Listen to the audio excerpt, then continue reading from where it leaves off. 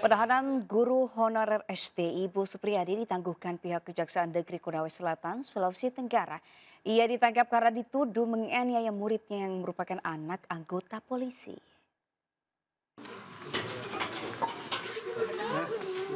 Udah. Semangat. Ibu sehat, Bu? Tangis haru Ibu Supriyadi beserta keluarga dan rekan sesama guru pecah saat keluar dari pintu tahanan Lapas Perempuan kelas 3 Kendari, Sulawesi Tenggara. Setelah menjalani penahanan selama 1 pekan, akhirnya Kejaksaan Negeri Konawe Selatan menangguhkan penahanan guru honorer Sekolah Dasar Negeri 4 Baito ini atas permintaan kuasa hukum dan keluarga. Ibu Supriyadi merasa senang dan mengaku tidak pernah melakukan perbuatan tersebut. Bersyukur saya bisa pulang ke rumah. Terima kasih banyak. Mudah-mudahan Teman-teman hikmah. Mudah-mudahan sini ada hikmah yang bisa dapatkan. Tapi memang Bu, Ibu tidak mengaku dengan perbuatan itu, Bu? Tidak, Pak. Tidak. Berapa tahun Bu Ibu di situ? Mengajar. Selama saya honor sudah 15 16 tahun. Masuk 16. Selama ini memang tidak ada begitu. Tidak pernah. Kuasa hukum Supriyadi merasa keberatan dan menilai proses penahanan janggal. Ia juga meminta agar kasus tersebut bisa dihentikan ataupun lewat proses restoratif justice. Beliau ini kan adalah sementara mengurus untuk P3K. Jadi otomatis dalam pengurusan surat-suratnya atau administrasi semua pasti akan terkendala. Ini makanya yang kami minta kalau bisa untuk dari pihak kejaksaan ataupun pengadilan kalau bisa dihentikan perkara ini dihentikan saja atau tidak kita RJ-kan saja. Kita restorasi justice. Sebelumnya Supriyadi ditahan setelah dituduh menganiaya muridnya yang merupakan anak anggota polisi berinisial D hingga mengalami luka di paha pada 24 April lalu. Saat itu korban masih duduk di kelas 1 SD dan saat ini telah kelas 2 sekolah dasar. Tim kuasa hukum dan PGRI pun berjanji akan terus mengawal hingga Ibu Supriyadi dibebaskan dan dapat kembali mengajar seperti semula. Dari Konawe Selatan, Sulawesi Tenggara, Febriodo Tameng, Anyus melaporkan. Kejaksaan Agung menangkap 3 hakim pengadilan negeri Surabaya dan seorang pengacara atas dugaan tindak pidana gratifikasi atau penyuapan terkait vonis bebas Ronald Tanur terdakwa kasus pembunuhan kekasihnya. Keempatnya telah ditetapkan sebagai tersangka. Dari tangan tersangka, penyidik pada Pitsus Kejaksaan Agung menyita uang tunai 1,1 miliar rupiah serta ratusan ribu dolar Amerika maupun Singapura. Saat ini keempat tersangka telah ditahan selama 20 hari ke depan. Penyidik Kejaksaan Agung juga terus mendalami kasus dugaan penyuapan ini, termasuk adanya keterlibatan terdakwa Ronald Tanur dalam vonis bebas oleh 3 hakim PN Surabaya. Penangkapan terhadap 3 orang hakim pada Pengadilan Negeri Surabaya dengan inisial ED, AH, kemudian M, dan seorang lawyer atau pengacara atas nama LS. Ketiga hakim tersebut dilakukan penangkapan di Surabaya, sedangkan untuk pengacara atas nama LR dilakukan penangkapan di Jakarta. Menemukan barang-barang. Yang pertama di rumah LR di daerah Rungkut, Surabaya, ditemukan uang tunai sebesar 1 miliar 190 juta rupiah. Kemudian ditemukan juga uang US dollar sebanyak 451.700 rupiah, uang tunai dolar Singapura sebanyak 717.043 rupiah. Maaf, US dollar. Dan sejumlah catatan transaksi. Kami menemukan catatan tentang aliran uang yang telah dilakukan oleh LR. Kemudian yang kedua di apartemen milik RR di Tower Palem Eksekutif Menteng, Jakarta Pusat.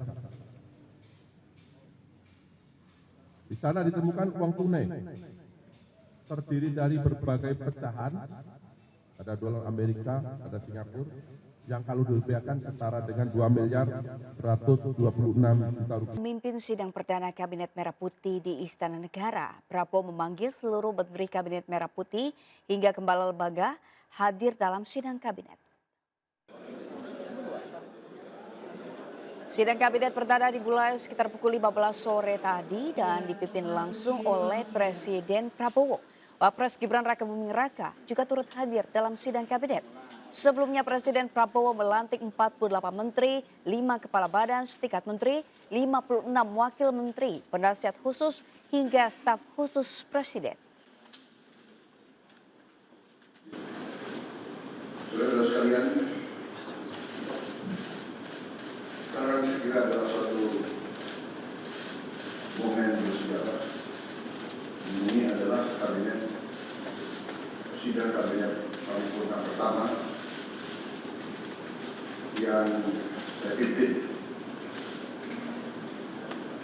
Kabinet yang kita sepakati lebih lama kabinet Merah Putih untuk menjadi suatu simbol persatuan, simbol kebersamaan, simbol kebangsaan. Saya terus-menerus sudah beberapa tahun ini maju ke hadapan rakyat Indonesia, pada semua pemimpin politik, pemimpin masyarakat, pemimpin agama, pemimpin pengusaha. Saya terus-menerus menekankan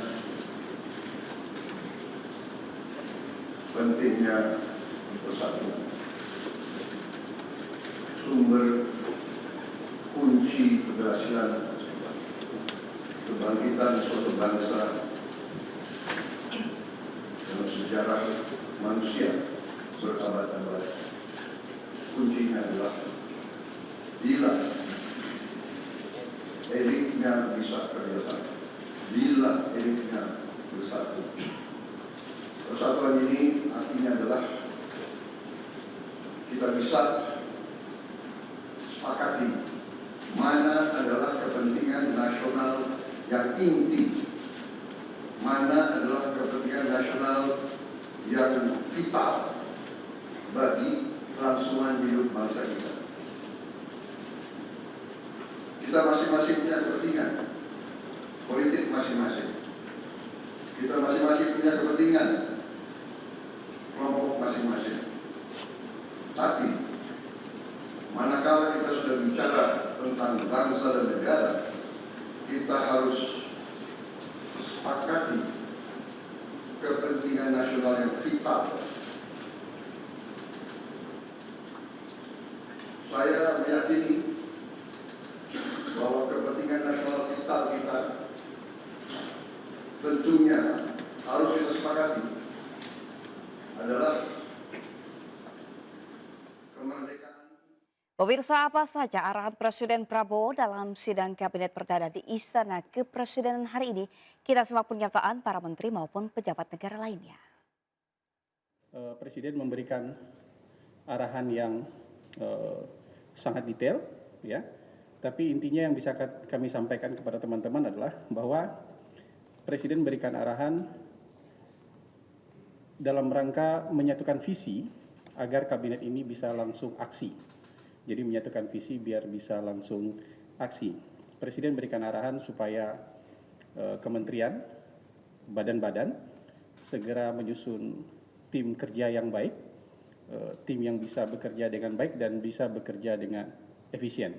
Beliau meminta seluruh menteri membangun sebuah super tim yang bisa bekerja seperti tim total football.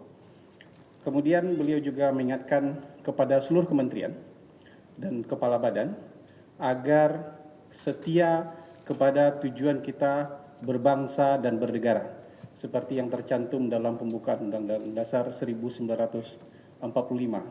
Tidak ada yang boleh mengkhianati tujuan kita bernegara, dan beliau mengelaborasi ini dengan sangat detail, sangat panjang tadi.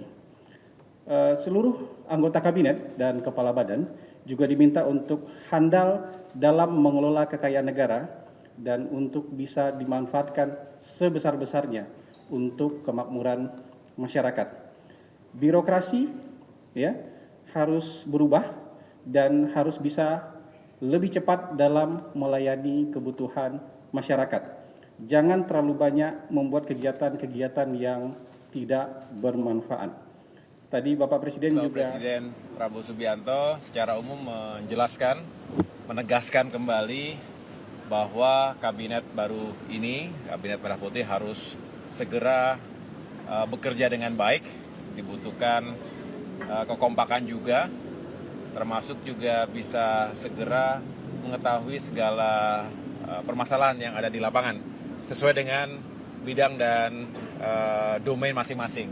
Tentu saya juga secara khusus meyakini bahwa setelah mempelajari tugas-tugas di lapangan di waktu-waktu yang ada saat ini, beberapa hari setelah dilantik, termasuk juga minggu-minggu ke depan, mudah-mudahan bisa segera mengkoordinasikan dengan baik untuk bidang saya tentunya di bidang infrastruktur dan pembangunan kewilayahan. Yang saya kira sangat jelas, tegas, sesuai dengan apa yang beliau sampaikan selama ini, namun lebih detail gitu ya, terutama terkait pencapaian-pencapaian di bidang swasembada pangan, swasembada energi, dan nyentuh beberapa bidang, memang tidak semua bidang, nanti akan dilanjutkan diskusi, dialog lagi untuk memperdalam sekaligus team building di Magelang. Jadi itu kira-kira yang disampaikan oleh Pak Prabowo. Hari ini arahan umum soal kebijakan dan visi-visi Presiden yang tentu harus dilaksanakan, terutama segera melakukan persiapan pelaksanaan tugas masing-masing. Tadi ada pesan khusus untuk ke salah satu menteri atau seperti apa? Semua, gitu? Umum sekali. Terus tadi bahas untuk besok tanggal 25 sampai 27, Gus? Enggak sih, cuman intinya kita ingin menjadi bagian dari persiapan bela negara. Kira-kira begitu. Dalam rapat tadi disinggung masalah keberlanjutan IKN nggak sih? Pemirsa, calon Gubernur Jakarta nomor urut 1 Ridwan Kamil bertemu dengan komunitas disabilitas serta advokat muda di kawasan Menteng, Jakarta Pusat. RK berkomitmen menampung seluruh aspirasi dari berbagai kalangan untuk diimplementasikan dalam program kerja Ridho ke depannya.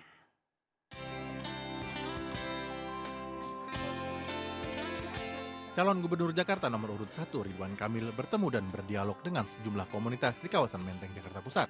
RK mendengarkan curhatan dari komunitas sahabat disabilitas, komunitas pengguna dan pelaku Jaklingko, serta advokat muda. Seluruh aspirasi ini ditampung dan dicarikan solusinya jika nanti terpilih untuk memimpin Jakarta dalam 5 tahun ke depan.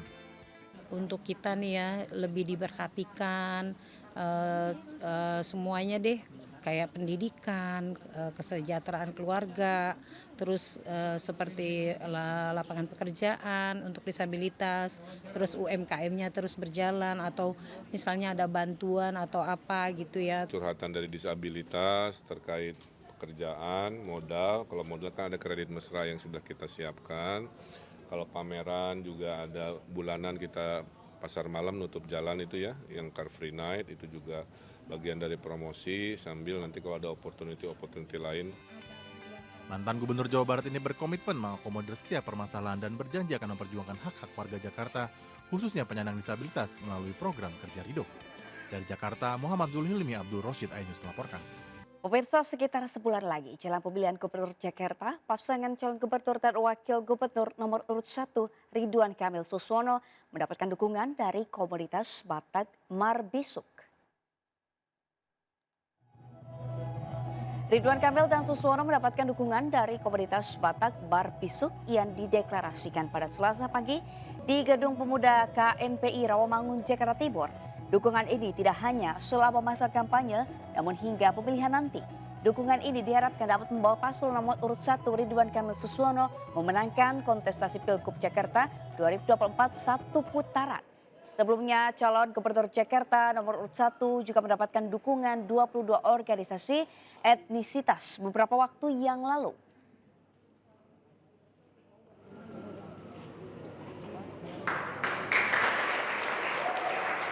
Sementara itu, Cagup Jakarta nomor urut 2 Dharma Pongrekun berusukan ke kawasan Kemanggisan, Jakarta Barat sebagai satu-satunya calon gubernur jalur independen.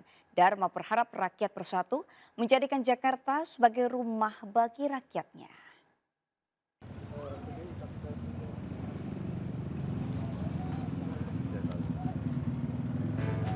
Calon Gubernur Jakarta nomor urut 2 Dharma Pongrekun melakukan belusukan di kawasan Kemanggisan, Jakarta Barat. Dalam kunjungannya, Dharma menunjukkan kartu Jakartaku Aman yang disebut penggunaannya akan dipermudah. Sebagai satu-satunya calon gubernur dari jalur independen, ia berharap seluruh elemen masyarakat bersatu dan menjadikan Jakarta sebagai rumah bagi rakyatnya. Saya bersama tim mempersiapkan kendaraan bagi rakyat gratis. Manfaatkan dengan sebaik-baiknya untuk mengembalikan kedaulatan rakyat. Waktu kita hanya tinggal 30 hari lagi. Mari kita bersama-sama, karena kemenangan ini bukan kemenangan saya dan Pak Kun, tetapi kemenangan rakyat Jakarta secara keseluruhan. Nantinya proses pemungutan suara Pilkada 2024 akan dilaksanakan secara serentak pada 27 November 2024. Dari Jakarta, Wenda Nura, Ade Supriyatna, Dimas Winardi, iNews melaporkan. Sementara itu, calon wakil gubernur Jakarta nomor urut 3 Rano Karno atau Sidul berkampanye di Tegal Alur, Cengkareng Barat, Jakarta Barat. Sidul menemui komunitas Tionghoa dan membeberkan program pasangan nomor urut 3 di wilayah tersebut.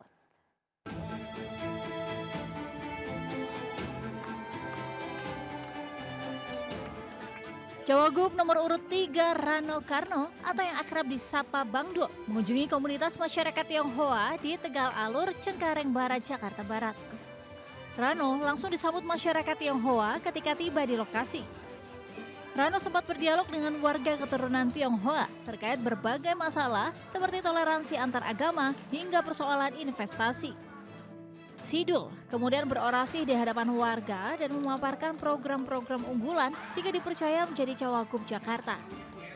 Di antaranya memperbaiki puskesmas yang rusak dan memasang CCTV di lingkungan warga dan melanjutkan program gubernur sebelumnya. Buat kita menjadi masukan supaya kita paham apa sih sesungguhnya yang terjadi. Nah, fungsi pemerintah yaitu mendengar masyarakat. Kalau nggak mau mendengar ya jangan jadi pemerintah.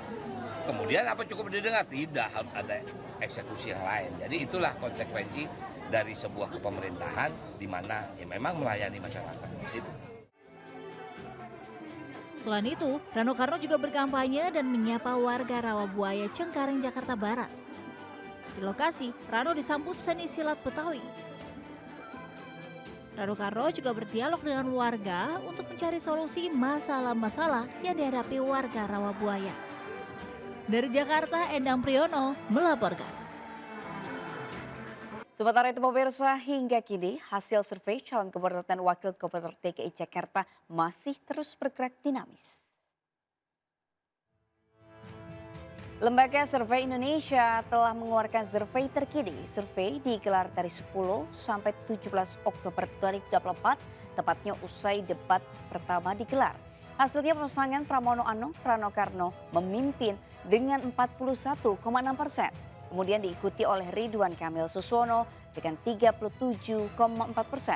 Sementara Dharma Pongrekun Kunwardana berada di posisi terakhir dengan 6,6%. Namun menariknya 14,4% warga Jakarta masih belum menentukan pilihan sehingga hasil survei masih terbuka untuk berubah setelah debat kedua nanti.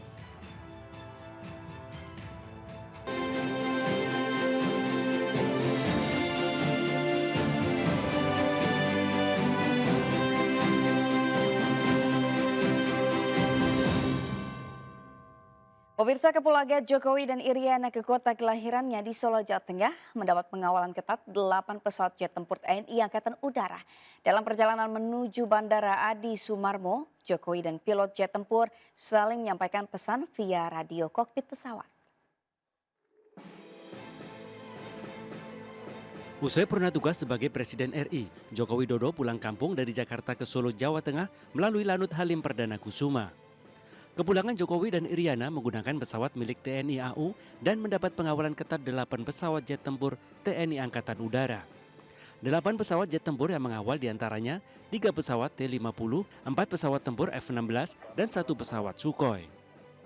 Saat masih berada di langit dalam penerbangan ke Solo, Jokowi sempat mendapat pesan via radio kokpit dari pilot jet tempur yang mengawalnya.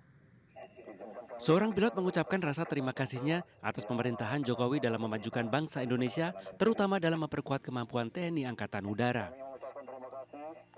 Kemudian Jokowi membalas ungkapan penghormatan dari salah satu kokpit jet tempur yang mengawal dirinya saat penerbangan. Saya Joko Widodo mengucapkan terima kasih yang sebesar-besarnya atas dukungan dan pengabdian saudara-saudara semuanya. Terima kasih. Setibanya di Bandara Adi Sumarmo Solo, Joko Widodo dan Iriana disambut ribuan masyarakat yang sudah menunggu kedatangannya. Tim Liputan iNews melaporkan.